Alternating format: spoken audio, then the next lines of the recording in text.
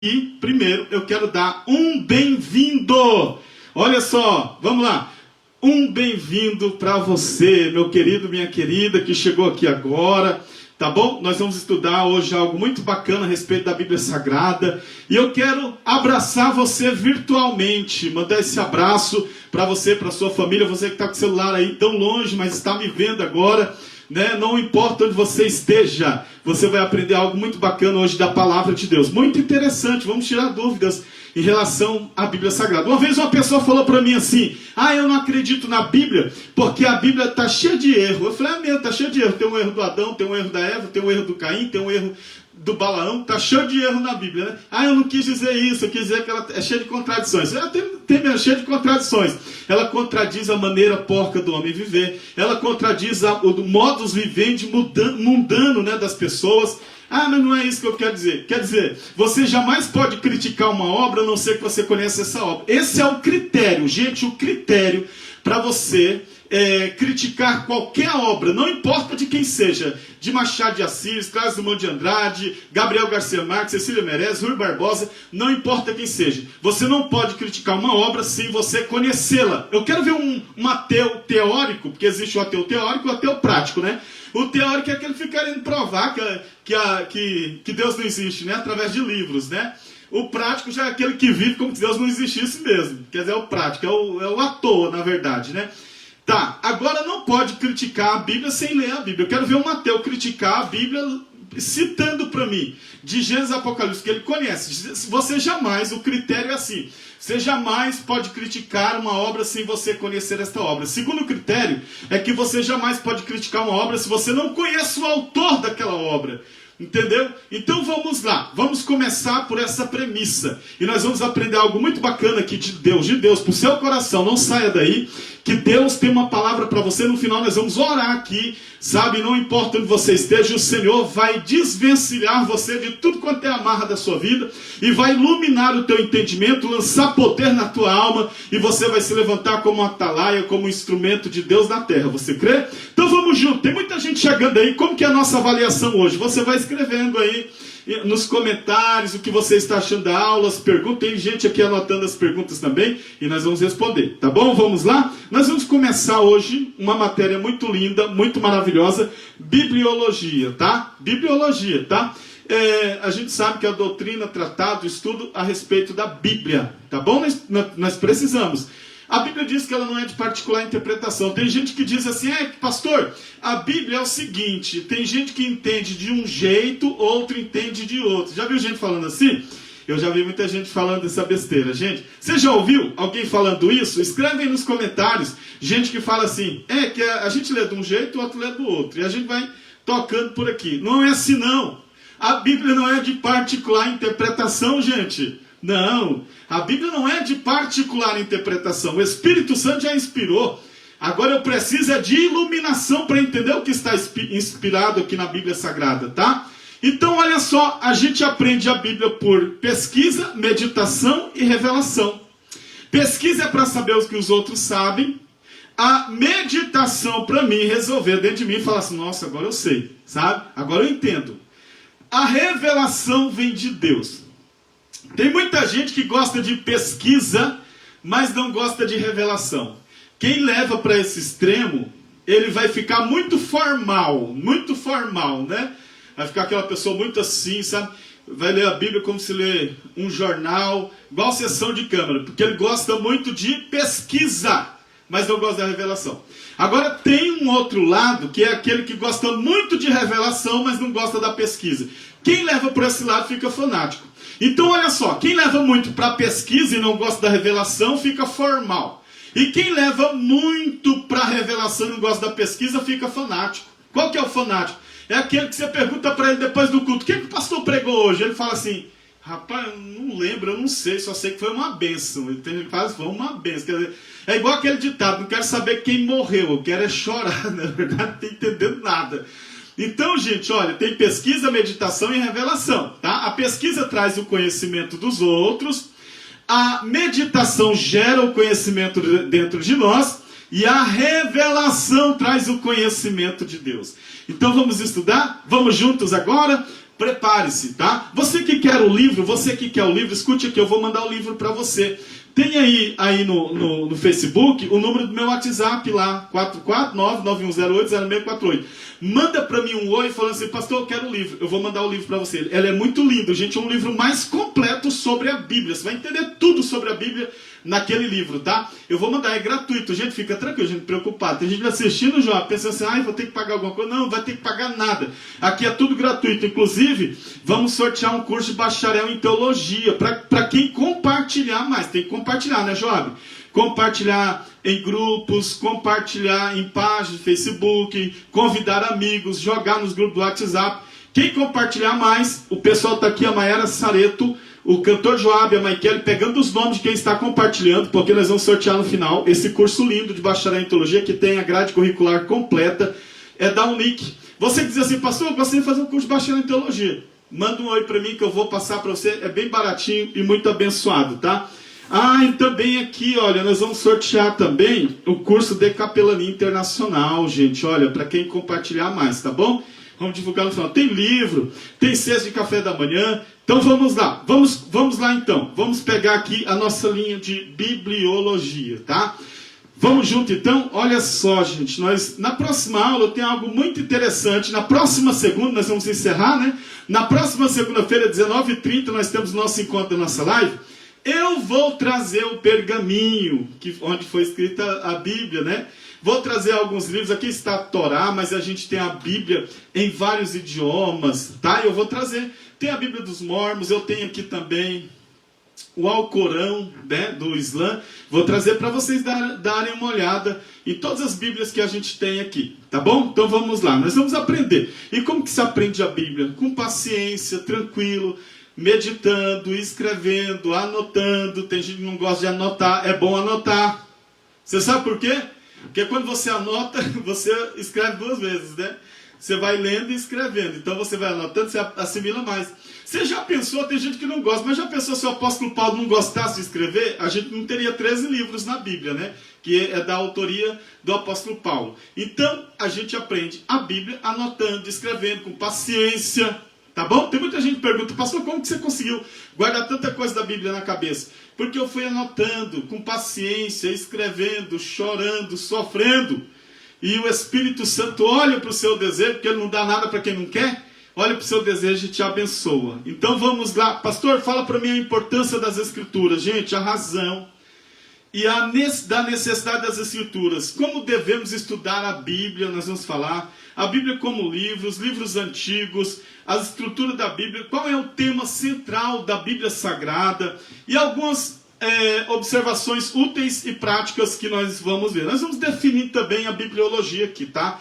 Vamos trazer uma definição muito, muito bacana, muito abençoada. Por exemplo, bibliologia, olha só, é um conjunto de disciplinas centradas no livro, bibliografia, bibliotecnia, história do livro, psicologia da leitura, etc. Porque a Bíblia Sagrada tem as maiores ciências. A Bíblia Sagrada, o livro de Gênesis é um livro científico. O livro de Levíticos é um livro profilático, de prevenção de saúde. Então nós temos algo muito interessante para nós falarmos da Bíblia. A Bíblia é tão interessante que ainda tem coisa que nem aconteceu ainda, que nós aguardamos. Por exemplo, os livros apocalípticos, na verdade, da Bíblia Sagrada tem muita coisa para acontecer. Tem muita coisa que já aconteceu, tem coisa que já está acontecendo. Tudo está prescrito na palavra de Deus, tá? Então vamos lá, o que é a bibliologia? É o estudo introdutório das Sagradas Escrituras. Pastor, como é que a Bíblia chegou até nós? Como que ela chegou até nós? Deus usou canais humanos para se revelar ao homem. Porque tem gente que fala assim, olha, eu não acredito na Bíblia, pastor. Eu falei, por quê? Porque a Bíblia foi escrita por homens. Eu fiquei, mas você queria que fosse escrito por um cavalo? Tem que ser por um homem mesmo, mãe. Mas esse homem é cheio do Espírito Santo de Deus, tá? Ele adaptou a Bíblia em uma linguagem humana. Por essa razão a Bíblia menciona países, montanhas, rios, desertos, vales, mares, climas, solos, estradas, plantas, produtos, minérios, comércio, dinheiro, línguas, raças, usos e costumes dos povos, cultura, etc. Por quê? Porque foi escrito por homem. Então a Bíblia é a carta de Deus para os homens. A Bíblia é a carta de Deus para o ser humano. A Bíblia é um livro tão maravilhoso, tão fantástico, que ela é o cajado do pastor.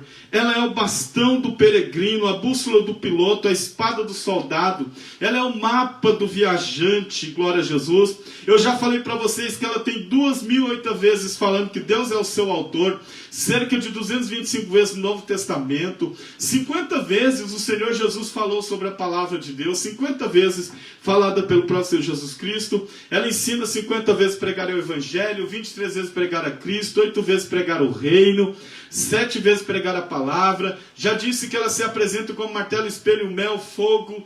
Então a Bíblia Sagrada é o martelo de Deus, o martelo de Deus. É o livro do ontem, é o livro do hoje, é o livro do amanhã, é o livro que revela o Pai, descobre o Filho, comunica com o Espírito Santo de Deus, tá? Então vamos lá, vamos juntos, vamos aprender algo muito fantástico a respeito da Bíblia Sagrada. Qual que é a composição da Bíblia, pastor? Eu coloquei assim, ó, Bíblia Sagrada, Antigo Testamento e Novo Testamento. Olha só, quantidade de livros, no Antigo Testamento 39, no Novo Testamento 27, tá? Quantidade de capítulos, gente, o Antigo Testamento tem 929 capítulos. E o Novo Testamento tem 260 capítulos, tá? Pastor, qual é a quantidade de versículos? No Antigo Testamento tem 23.314 versículos. E no Novo Testamento tem 7.559 versículos, tá bom? Olha só, pastor, fala para mim qual que é a língua original da Bíblia. A língua original no Antigo Testamento é o hebraico e o aramaico. O aramaico, eles foram cativos na Babilônia e lá falavam o aramaico. Então foi tão forte que quando eles voltaram depois de 70 anos, o aramaico se tornou a linguagem cotidiana, tá? Trivial do povo naquela época. E o Novo Testamento nós temos o grego, que é o grego koiné, tá bom? Então vamos lá. Pastor, então peraí, qual que é o menor versículo da Bíblia? Muita gente diz que o menor versículo da Bíblia é João capítulo 11, versículo 35. Jesus chorou, mas não é este. O menor versículo da Bíblia está no livro de Êxodo, no capítulo 20 e o versículo 13, que diz assim, é o segundo, tá? Esse é o menor versículo da Bíblia. Pastor, então qual que é o maior versículo da Bíblia? O maior versículo da Bíblia está lá em Neemias, tá bom?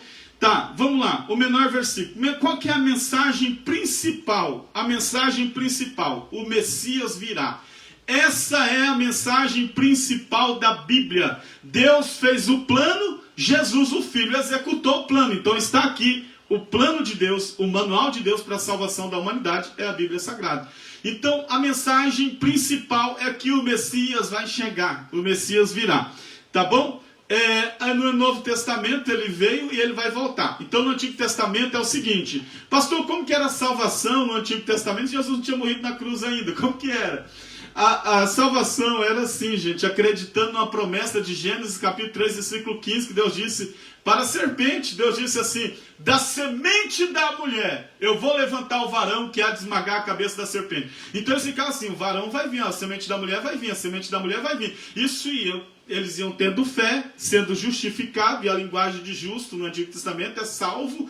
Eles iam sendo salvos, acreditando na promessa de que o Messias viria. Então eles acreditavam assim, piamente mesmo, que o Messias viria e iam sendo salvos. E no Novo Testamento, depois de Jesus morreu na cruz, como que é a salvação? A gente olha para trás. Eles olhavam para frente, numa visão prospectiva. O Messias vai vir, o Messias vai vir. Ia nascendo fé. Hoje a gente olha para trás, o Messias veio e vai voltar, o Messias veio e vai voltar, e vai gerando fé no nosso coração, e nós vamos sendo salvos, tá? Pastor, então essa é a mensagem principal? Sim. Agora, quais são as principais divisões da Bíblia no Antigo Testamento? Primeiro nós temos o Pentateuco, Gênesis, Êxodo, Levítico, Número e Deuteronômio, tá? Nós temos esses 5 livros. Gênesis, a primeira coisa que nós temos que aprender, uma pessoa que está aprendendo a Bíblia Sagrada, a Bibliologia, é falar os nomes certinho, gente. Tem gente que ao invés de falar Gênesis, ele fala Gênesis. Já viu gente falando de Gênesis? Exodo, Leviticós, não é verdade? Deuteró, e fica repetindo assim, não consegue. Então, Gênesis, Êxodo, Levíticos, Números e Deuteronômio, tá? Em Gênesis Deus fez o homem, em Êxodo Deus libertou o homem, em Levítico Deus santificou o homem, em Números Deus levantou o homem, Em Deuteronômio, Deus colocou o homem na terra prometida, na terra da bênção, tá? Então a divisão é a seguinte: primeiros 5 livros, que é o Pentateuco, tá? Eu vou trazer uma curiosidade para você em relação a isso, ó. Depois vem os livros históricos, a partir de Josué, Juízes, aí vem até o livro de Esther, são os livros históricos, são 12, tá? 12 livros históricos. Depois dos livros históricos, vem os livros poéticos, que aí já pega Jó, Salmos, Provérbios, Eclesiastes, Cantares, que são os livros poéticos. Aí vem esses livros poéticos aí, gente, eles são 5, tá? Depois vem os profetas maiores, que também são 5 livros. Profetas maiores começa ali depois, né, de Eclesiastes, vem o livro de Isaías, Jeremias, Lamentações de Jeremias, Ezequiel e Daniel. São os profetas maiores. Tá, eles são maiores não é porque era grandão não, porque escreveram muito, né, mais que os outros, tá? Depois nós temos 12 livros que são os profetas menores. Depois os profetas menores, tá? Os profetas menores vêm depois de Daniel, vem Oséias, Joel, Amós, Obadias, e vem lá os profetas menores até Malaquias, tá? Aí no Novo Testamento nós temos o quê? Os evangelhos, Mateus, Marcos, Lucas e João, tá? Os evangelhos. Tá, os evangelhos sinóticos são 3. São 3 evangelhos sinóticos. João não é sinótico. O que é sinótico? Olhar para o mesmo ângulo. Eles estavam olhando para uma mesma pessoa. Mateus, Marcos e Lucas olhavam para a mesma pessoa. Marcos escreveu primeiro, né? Ele foi o que escreveu primeiro. Depois os outros, através da experiência que ele teve, começou a escrever também. Então sinótico porque os 3 olhavam para o mesmo ângulo. Tá? João não é sinótico, porque João escreveu para a igreja. Então Mateus escreve para os judeus, Marcos para os gentios, Lucas para os gregos e João para a igreja. Mateus escreve para os judeus, querendo mostrar que ele é o Emanuel, que traduzido quer dizer Deus conosco. Marcos escreve para os gentios, querendo mostrar que ele é o servo fiel, que veio para servir, não para ser servido. E Lucas escreve para os gregos, querendo mostrar que ele é o verbo revelado, manifestado, o verbo encarnado. E João escreve para a igreja, querendo mostrar que ele é o amor de Deus personificado. Enquanto Lucas mostrava que ele é o filho do homem que veio buscar o que se havia perdido, João mostra que ele é o amor de Deus personificado, encaliçado, tatuado nos nossos corações. Tá? Então, aí tem os 4 evangelhos. Depois tem os livros históricos, que é só um, que é o livro de Atos dos Apóstolos, escrito por Lucas. O livro histórico do Novo Testamento é Atos dos Apóstolos. Depois vem as epístolas paulinas, as cartas de Paulo, que são 13 cartas. Foi o que mais escreveu na Bíblia Sagrada, foi o apóstolo Paulo. Tá? Aí depois nós temos as epístolas gerais, as cartas gerais, que vão lá para 8 livros. E depois nós temos um livro profético, escatológico, que é o livro de Apocalipse. Gente, vamos lá então.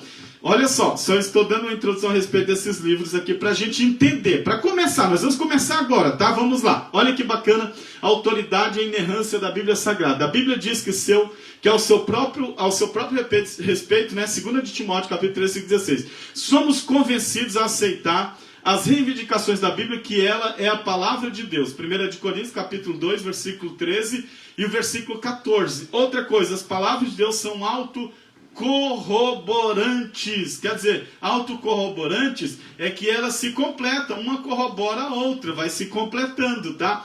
Para se formar uma doutrina, você precisa de 2 a 3 versículos. A Bíblia responde a Bíblia. Você vai pegando um aqui, outro ali, vai encaixando os versículos, mesmo assunto, que são mais de 40 autores que escreveram a Bíblia. Uns não conheceram os outros, não tiveram contato, mas falaram do mesmo assunto. Quem que é o assunto da Bíblia? Jesus de Nazaré. Olha que mistério, né? Davi lá no palácio, Moisés lá naquelas viagens do deserto, Jeremias dentro do calabouço, Abacuque que era um filósofo, estadista. Gente, eles não se conheceram. O profeta Isaías era súdito do rei Uzias, vivia dentro do palácio. Muitos não se conheceram. Por exemplo, Amós era boiadeiro, cultivador de sicômoro. Oséias era padeiro. Não se conheceram, mas se você ler toda a Bíblia, eles estão falando de uma pessoa. Jesus de Nazaré, tá? Então não é o único meio de comunicação de Deus, não é a Bíblia, o único meio não. Deus fala pela natureza, pela consciência, por Jesus Cristo, pela Bíblia Sagrada. São 4 meios que Deus usa. Então vamos junto, olha, o processo de canonização do Novo Testamento. Pastor, como que foi o processo de canonização? O cano, sabe que são os livros inspirados. O início do processo, o registro dos apóstolos. Eles começaram a registrar a experiência que eles tiveram com Cristo. Depois, os apóstolos e as pessoas ligadas a ele, que eram pessoas autorizadas e conhecidas, tá?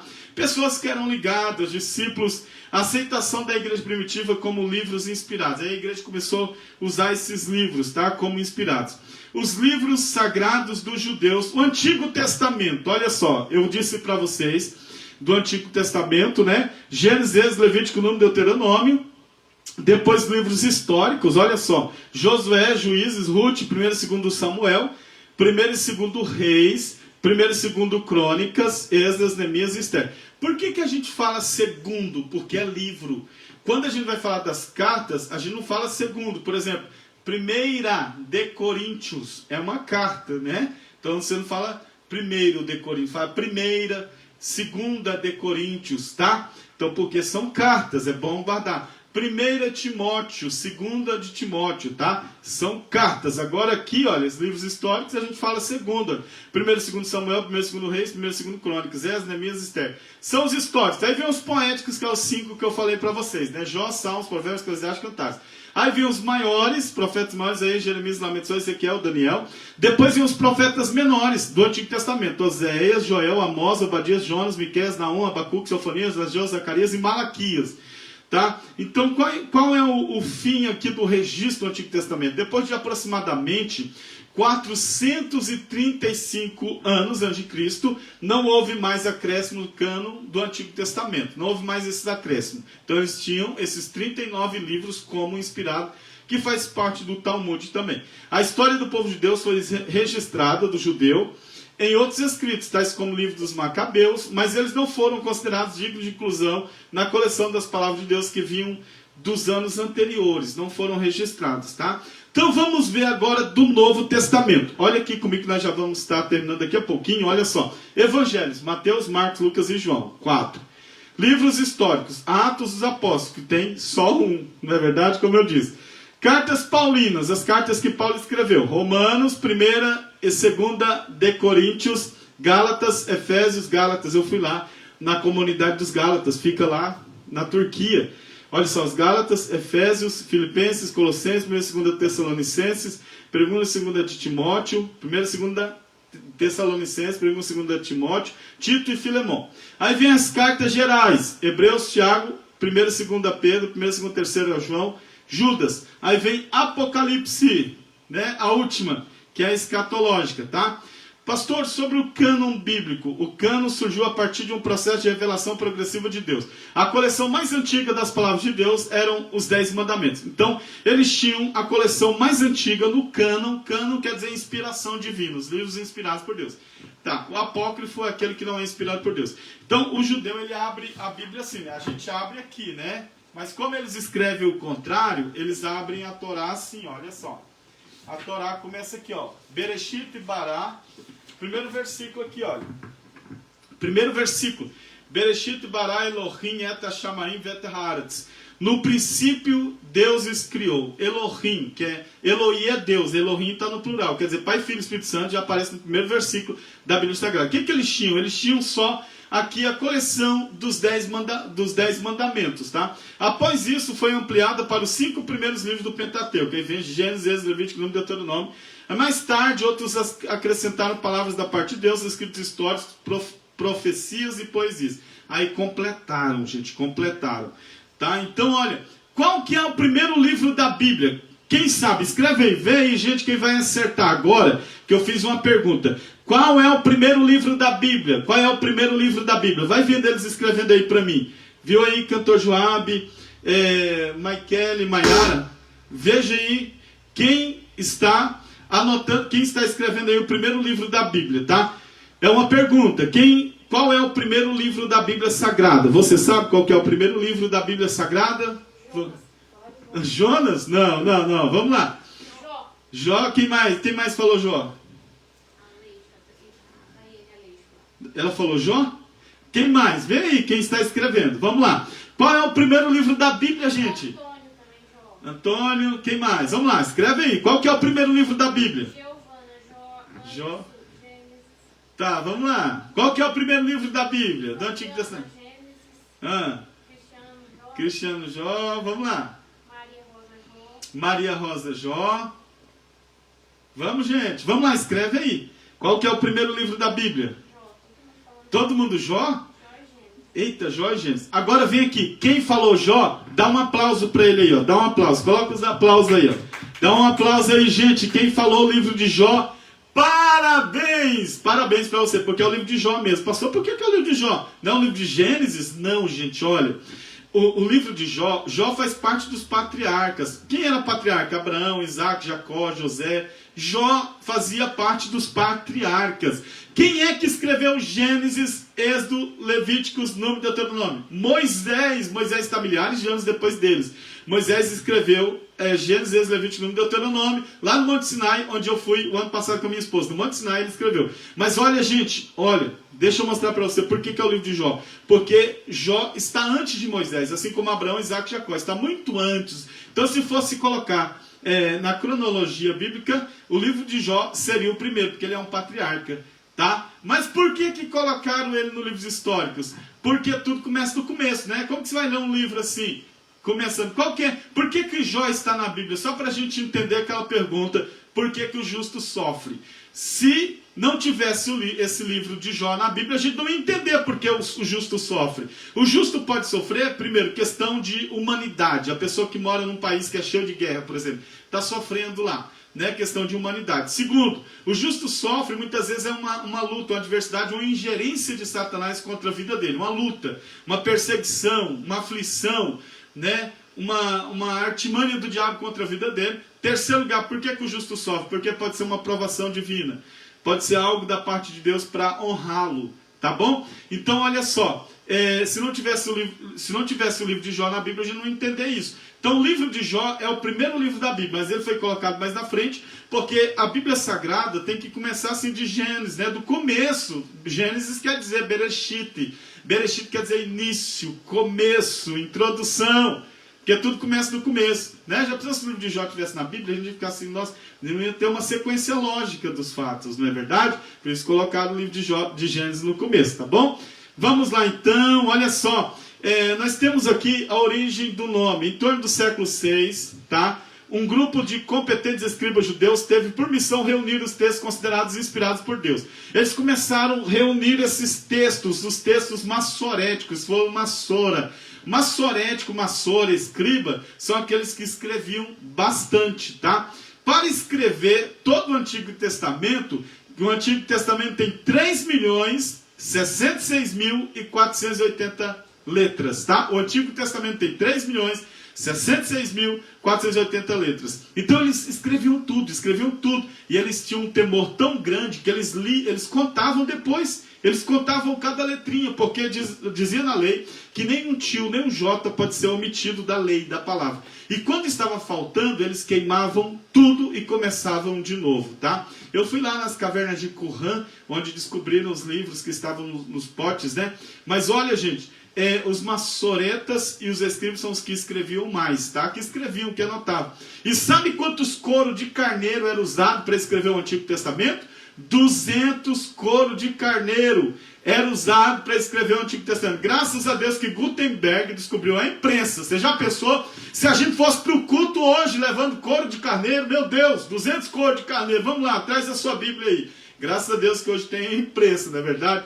Mas eles queimavam tudo quando estava faltando uma letrinha dessa só. Tá? São os massoretas e os escribas. Olha, os vários significados para a Bíblia Sagrada, que é a palavra de Deus. Tem vários significados. Primeiro, o Filho de Deus como a palavra de Deus, né?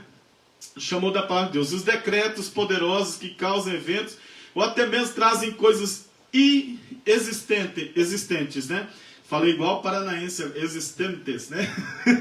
Eu estou mudando agora, falei igual paranaense. A comunicação direta de Deus, tá? Então vamos lá.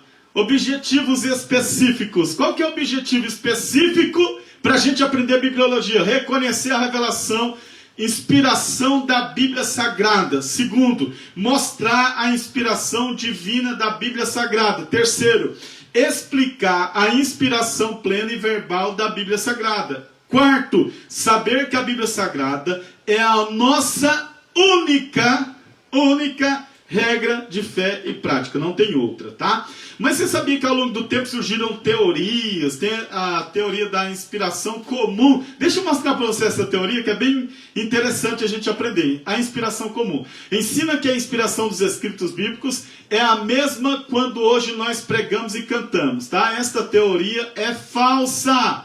É falsa porque não é a mesma inspiração. Eles falam que a mesma inspiração dos escritores bíblicos é a mesma que nós temos hoje. Quando a gente está pregando, está cantando, recebe aquela inspiração, eles falam que é a mesma. Essa teoria é falsa, tá? É falsa, pois a inspiração que o Espírito Santo nos dá hoje, ela permite gradação, ou seja, o Espírito pode conceder maior conhecimento, percepção espiritual ao crente à medida que este se dedica ao Senhor. Você pode ter uma maior percepção. Tem outra teoria que eles falam o seguinte, teoria da inspiração das ideias. Olha o que eles falam. Eles ensinam que Deus inspirou as ideias e não as palavras. Eles falam, não, Paulo teve uma ideia lá e ele começou a escrever. Que falam que não foram as palavras que estão aqui que foram inspiradas. Foram apenas as ideias. Olha que teoria diabólica, né? Então, olha só, estas ficaram a cargo dos escritores, né? Tiveram a ideia e as palavras eles escreveram. Esta teoria é falsa, porque a palavra é a expressão do pensamento. Ué, a palavra que você escreveu é a expressão de um pensamento, né, que você tem, que é inspirado por Deus. Tente fazer uma ideia sem palavras. Como que você vai fazer uma ideia sem palavras, né? Agora, pastor, por que cremos na Bíblia como inspiração plenária da Bíblia? Inspiração plena. Nós cremos assim que a Bíblia é uma inspiração plenária, ela é plena. Por quê? Porque embora a teologia modernista não aceite que a Bíblia é plenamente inspirada por Deus, isso não incomoda os verdadeiros cristãos, tá? Rejeitamos toda crítica contra a palavra de Deus, porque Jesus considerou as Escrituras como a palavra de Deus, está em Marcos capítulo 7, versículo 13. Outra coisa, rejeitamos a crítica modernista. Por quê?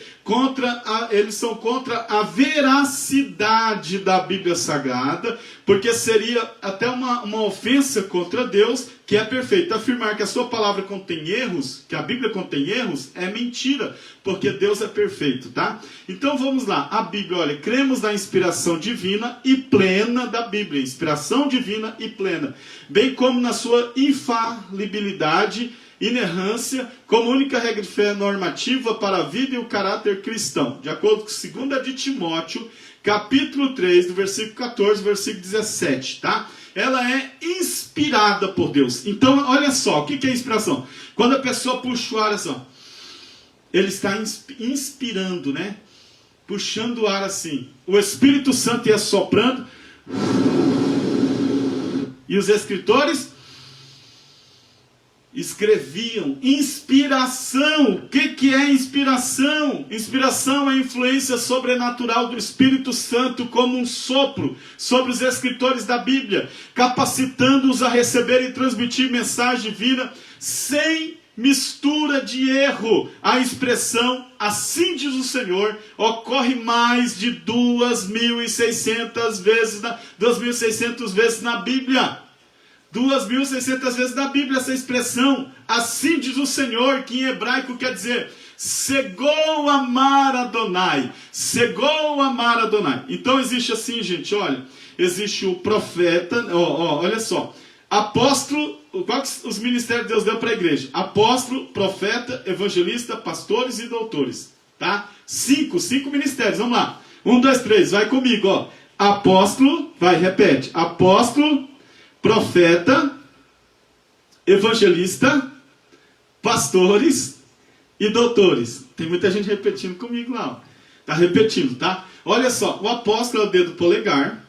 O dedo indicador é o profeta, que ele diz, Segou amar Adonai. Assim diz o Senhor, Jeová. Segou amar Adonai, Jeová te Sabaote. Assim diz o Senhor dos exércitos.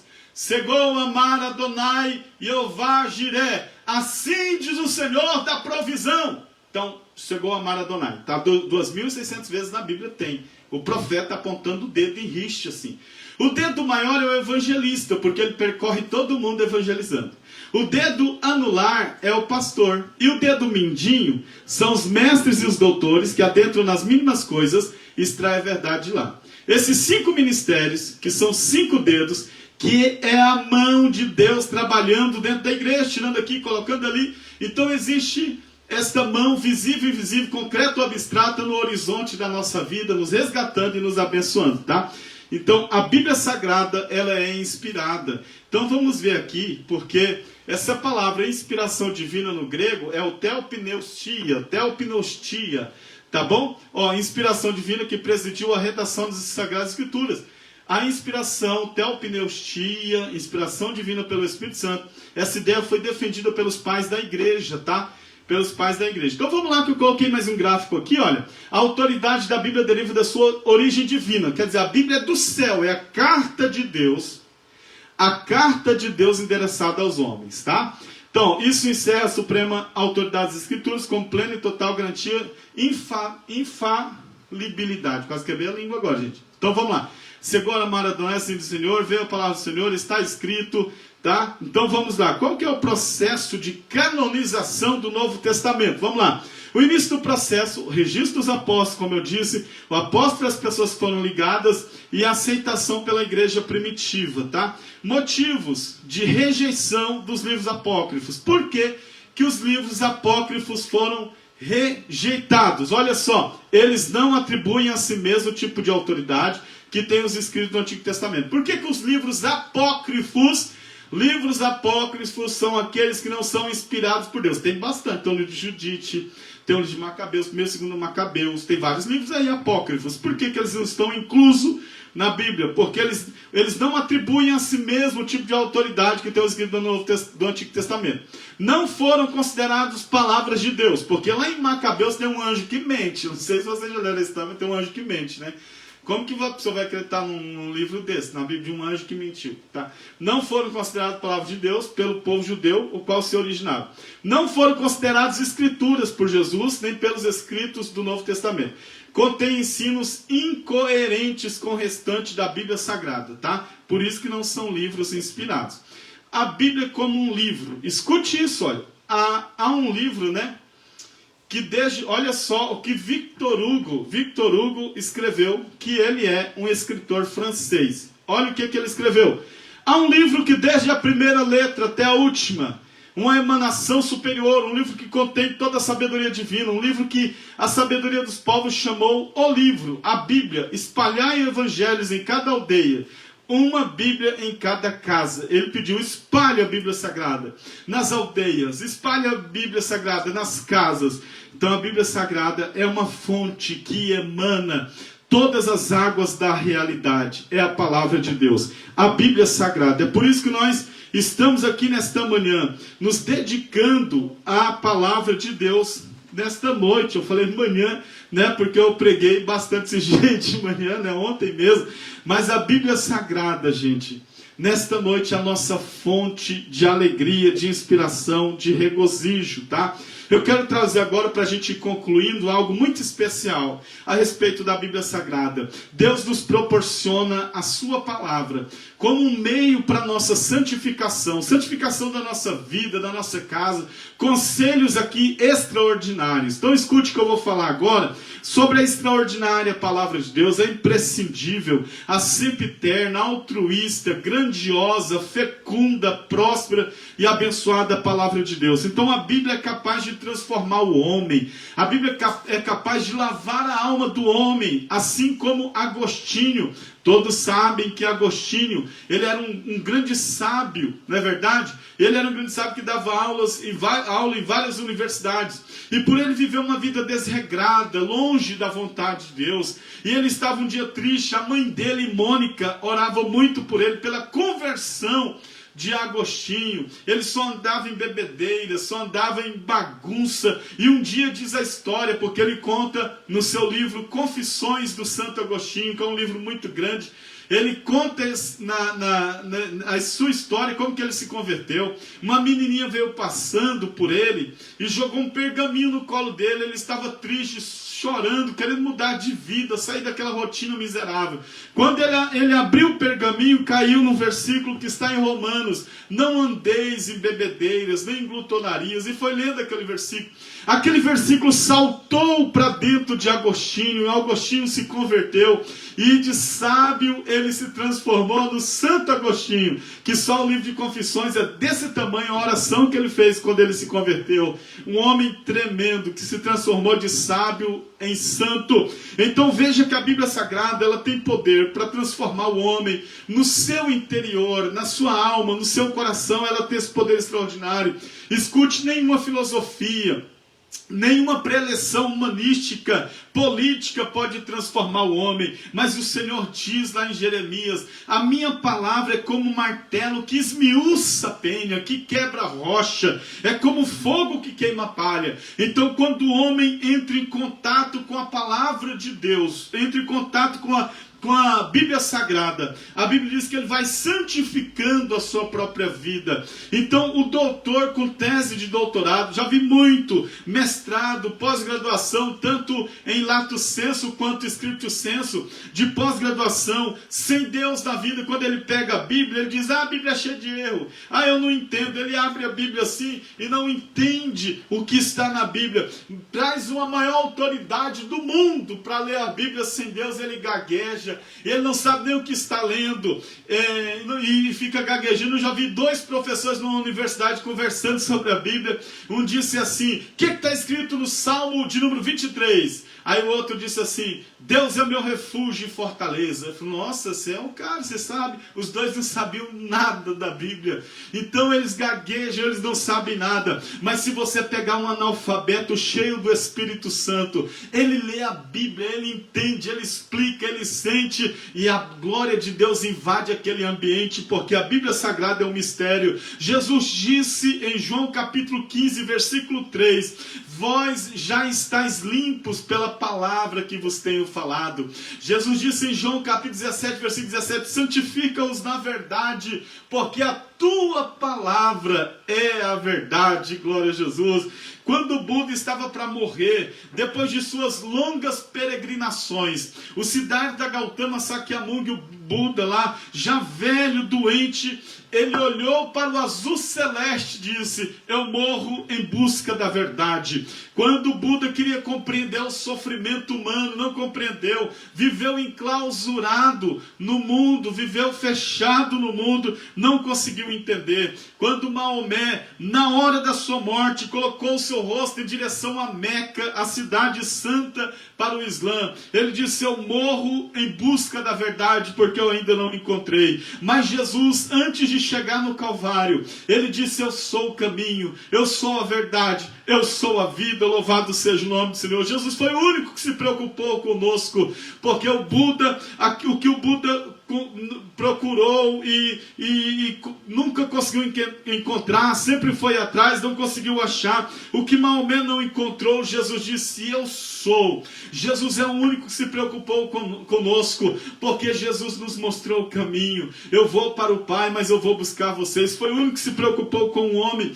Quando Pilatos, antes de dar a última sentença para Jesus, a Bíblia Sagrada diz que ele lavou as mãos, mas ele perguntou, olhou para Jesus e disse: Quid is veritas? O que é a verdade? Quando Jesus disse: eu sou a verdade, o que é a verdade? Antes de Jesus explicar, ele lavou as mãos, ele deu a sentença, mas muitos não sabem o que aconteceu depois daquilo. Depois que Jesus morreu, algum tempo depois, ele foi levado para Roma, e lá em Roma ele foi deposto do seu cargo. E sabe qual foi o fim de Pôncio Pilatos? Ele tirou a própria vida, ele se suicidou, porque não quis saber da verdade. Quando o apóstolo Paulo escreveu a epístola aos Efésios, no capítulo 5, versículo 25, versículo 26, ele diz assim: olha, Cristo amou a igreja e a si mesmo se entregou por ela, para a santificar com a lavagem da água pela palavra. O homem pode tornar-se santo quando ele observa a palavra de Deus, ele aceita a palavra de Deus no seu coração com toda a fé.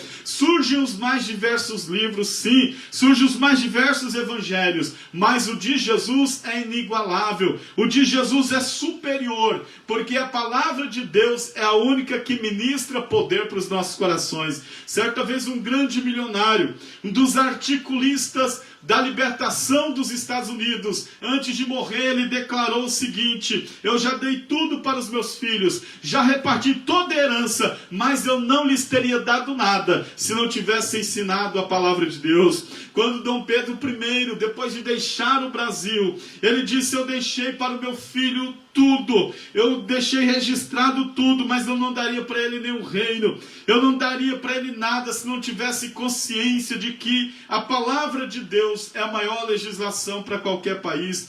Quando Napoleão Bonaparte estava exilado na ilha de Santa Helena, ele disse: eu quero guiar a minha vida pela palavra de Deus. Quando o rei da França encontrou a rainha Vitória da Inglaterra e perguntou: rainha, qual a prosperidade desta nação? Ela disse: majestade, a Bíblia Sagrada é a prosperidade para qualquer país, para qualquer nação. Então eu quero dizer, se você quiser prosperar, se você quer ver a tua família sendo triunfante, se você quer ver o nosso país crescer, o estado e a cidade, a palavra de Deus é o segredo. Quando nos voltamos para a palavra de Deus, o milagre começa a acontecer. Não há outro meio inicial a não ser a palavra de Deus para transformar o homem no seu interior. Não há outro meio. O homem pode ir no maior artista plástico que ele conhecer. Sim, ele pode ir no Dr. Rei. Ele pode fazer o que ele quiser. Ele muda a cara feia dele. Mas o coração começa a ser tendente ao que não presta. Porque só Jesus pode transformar o homem no seu interior.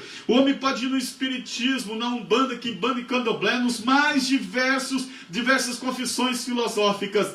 Só que quando ele sai de lá, ele percebe que o vazio ainda continua no seu coração, na sua alma, porque só a palavra de Deus preenche o vazio da alma do homem. Mas quando o homem se encontra com a palavra, Deus começa a transformar. Então deixa eu lhe dizer: engrandecido seja o escritor da palavra, engrandecido seja o inspirador da palavra, engrandecido seja o autor da palavra, engrandecido seja o idealizador da palavra, engrandecido seja o mantenedor da palavra, porque a Bíblia não se perde.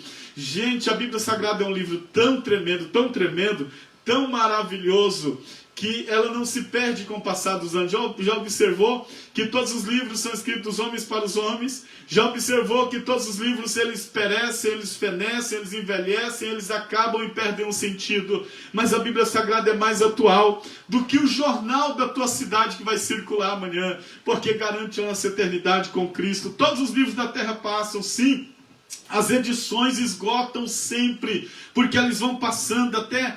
vai mudando a linguagem, as suas páginas perdem o sentido, mas a Bíblia Sagrada nunca foi vencida pelo tempo, mesmo homens se levantando, como Voltaire. Voltaire, que era um filósofo, ele escreveu que dentro de 100 anos ele tiraria a Bíblia das nossas mãos, porque Voltaire, ele tinha uma imprensa, escreveu mais de 96 livros para desfazer da Bíblia, mais de 96 teses desfazendo da Bíblia. Sabe o que aconteceu? Voltaire morreu, e a casa de Voltaire virou um depósito de Bíblias. Louvado seja o nome do Senhor Jesus. Bilhões e bilhões de livros são escritos. Você sabe que a cada 24 horas é duplicado o conhecimento humano, que demoraria mais ou menos 7 anos para você ler todo o material que é escrito dentro de 24 horas. Existem milhares de livrarias, existem livros nas prateleiras das casas isoladas e nas prateleiras das grandes bibliotecas e pequenas bibliotecas deste país. Não importa onde elas estejam, elas